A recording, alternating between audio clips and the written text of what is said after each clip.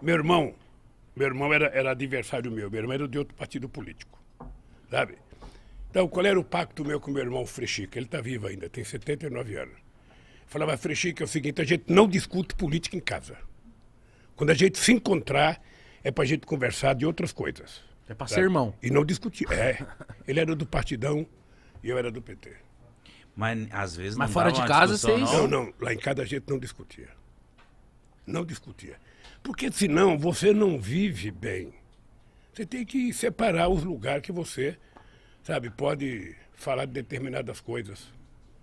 E eu e ele vivemos bem. Até hoje ele que me colocou no movimento sindical, ele que me levou, sabe? Eu não gostava do sindicato, eu odiava o sindicato. Por quê? Porque eu era despolitizado. Sabe que ser despolitizado é moda, né? Ser ignorante é moda no governo Bolsonaro. Quanto mais ignorante, mais moda. Melhor. É, Quanto mais, melhor. Mas é isso que eu ia te perguntar. Por exemplo, eu vim de uma frota, Uma safra? de uma safra de pessoas que vem naquela coisa assim, mano, política não se discute, não quero saber dessas porra, é tudo um bando de safado, não quero saber de porra nenhuma. Então, ultimamente, por causa do meu trabalho, eu tenho que me informar, eu tenho que aprender. Mas só que eu vim com isso na minha cabeça, de não quero saber de nada, não quero discutir, vai com esse papo chato pra lá. Por que você acha que no Brasil tem muitas pessoas que têm esse posicionamento de tipo assim, mano, eu não quero saber nem do Lula, nem do Bolsonaro, nem de ninguém. E aí acaba que a pessoa não serve pra nada também, né? Se ela não se posicionar e etc. Ô, Mitica, eu vou te contar uma história minha. Em 1978, eu comecei a ficar famoso porque nós fizemos as primeiras greves dos metalúrgicos no ABC. Eram greves, sabe? Primeiro foi greve por fábrica, depois nós fizemos greve. Nós fazíamos assembleia no estádio com 100 mil pessoas. Era muita coisa. Então, aí o pessoal começou a me convidar para ir para a política. E eu dizia assim, eu achava que eu era inteligente, eu dizia assim, eu não gosto de política e não gosto de quem gosta de política. Eu achava que era o máximo. A imprensa batia palma, eu saía na primeira página dos jornais, finalmente surgiu um operário que não gosta de política, ele não quer o poder, ele só quer melhorar um pouquinho o salário dele e tal. Aí, cara, foi passando 3, 4 meses, eu estava na rua fazendo campanha, sabe para quem? Pro Fernando Henrique Cardoso. Por quê? Porque ele era candidato ao Senado, sabe? Ele disputava com o Montoro e com o Cláudio Lembo. E ele tinha votado do exílio, era uma figura interessante, porque era mais jovem, porque era um cara mais à esquerda, sabe? Mais à esquerda, mas depois ficou mais à direita e tal. Mas eu tinha uma boa relação com ele, e não foi ele que pediu para mim, não. Fui eu que fui pedir para ele para apoiá-lo. Eu e muitos sindicalistas. Aí depois eu descobri que se a gente não cria um partido político, a gente estava ferrado. Porque você nunca pode esperar que alguém faça por você aquilo que você mesmo tem que fazer.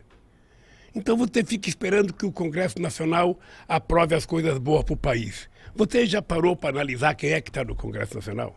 Você já viu o prontuário de cada um? Você já viu a ficha de cada um? Você já viu a origem de cada um? Se você não vê isso, você não vai saber votar. Se você não vê, você vai votar equivocadamente. É como se você fosse colocar uma raposa no seu galinheiro achando que a raposa vai engordar as galinhas. Não vai comer as galinhas. Então eu descobri que era preciso fazer um partido.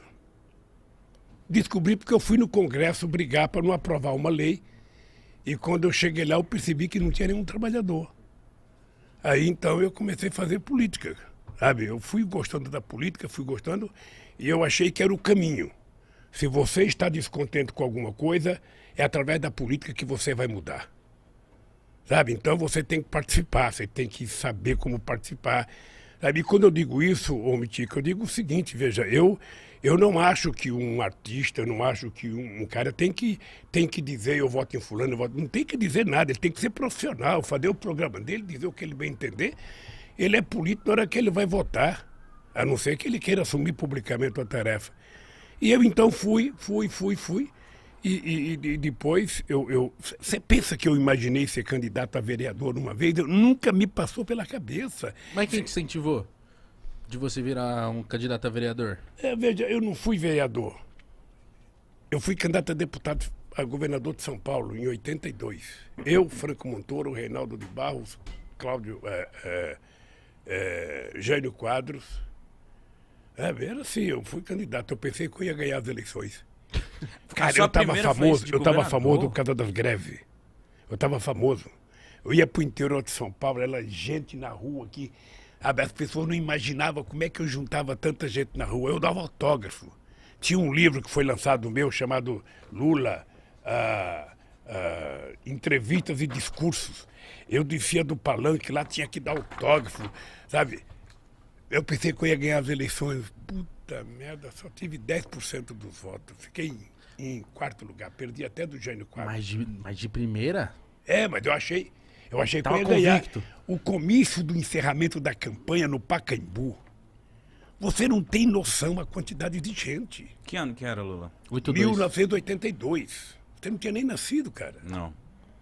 Até eu tinha nem nascido. Não tava. Aí eu fui lá e aquela multidão de gente, sabe? Falou, Eu já falava, era meu. Porra, vou ganhar as eleições. Já me via como governador. Sabe? Aí fiquei em quarto lugar. Uma frustração. Você não tem noção da frustração. Eu até pensei em parar.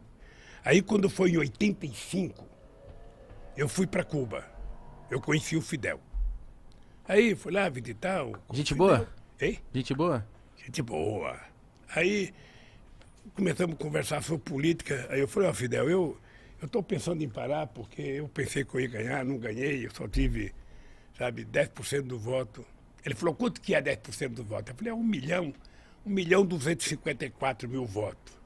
Ele falou assim para mim, ô Lula, não existe na história da humanidade nenhum operário metalúrgico que já teve 1.254.000 votos, cara.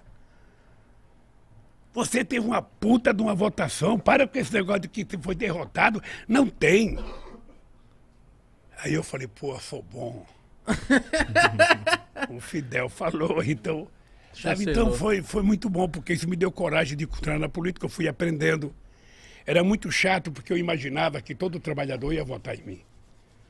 Eu falava, bom, eu sou trabalhador, sou do Partido dos Trabalhadores, todo trabalhador vai votar em mim. Puta, eu ficava nervoso, mais nervoso.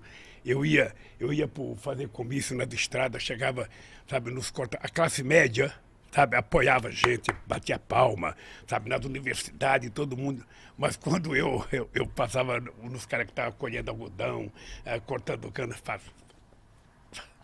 aí eu ia fazer passeata aqui em São Paulo, no centro de São Paulo. Aí quando tinha um trabalhador trabalhando numa construção na Casa Civil, todo mundo, Lula, um trabalhador. Aí mandava eu levantava a mão, cara. Mas por que você acha que você não era popular com os trabalhadores nessa época? Não, é porque é o seguinte, o povo não tinha o hábito de fazer política. Política era uma coisa estranha. Esse é um país em que demorou. A mulher só foi ter o seu primeiro voto em 1934, porque ganhou na justiça. Esse é um país que só votava dono de proprietário de terra, gente alfabetizada e gente que tinha conta até de 200 mil réis.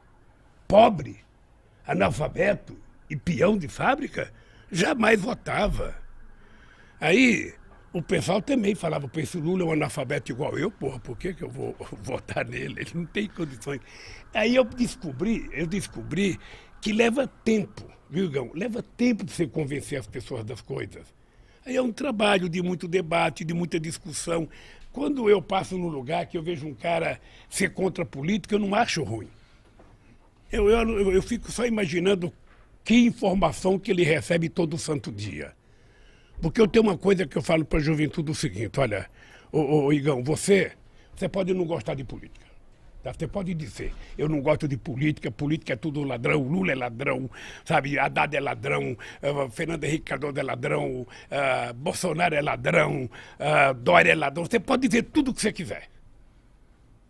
Mas mesmo você pensando assim, você pensa o melhor para o seu país, você pensa o melhor para o seu povo, você pensa o melhor para você. Então, se você acha que todo mundo não presta, você tem que decidir escolher um cara que presta. E esse cara que presta não é os outros, é você, cara. Então, coloca o político que você tem dentro de você para fora e seja você o político decente, sabe, porreta, sabe, que você quer. Não tem outro jeito. Você não pode querer que eu seja a pessoa que você quer que eu seja. Não, eu sou eu. Agora, se você quer um cara top, Aí é você, Mitico, é você, Igão. É assim que se faz as coisas.